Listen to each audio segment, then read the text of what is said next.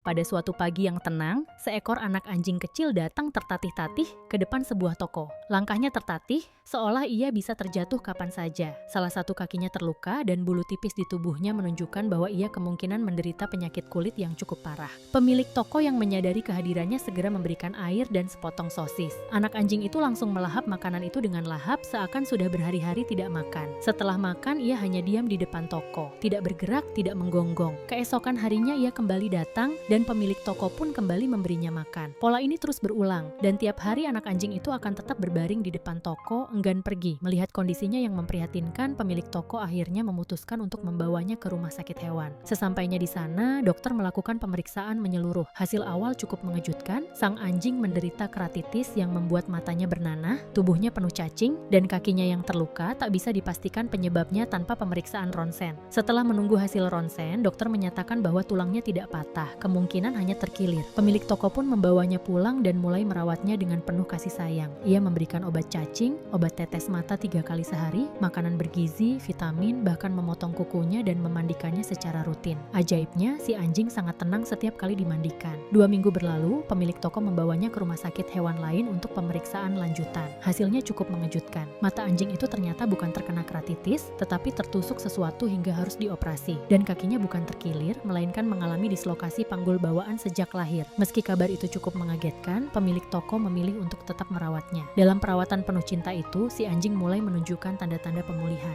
Bulu-bulunya mulai tumbuh sehat dan lebat, matanya lebih jernih, dan nafsu makannya meningkat drastis. Sedikit demi sedikit, tubuh kurusnya berubah menjadi lebih berisi, dan perlahan ia menjadi anjing yang lincah dan ceria. Butuh waktu berbulan-bulan, tapi pada akhirnya, anak anjing yang dulu datang tertatih-tatih, kini telah menjadi hewan peliharaan yang sehat, penuh semangat, dan tentu saja penuh cinta.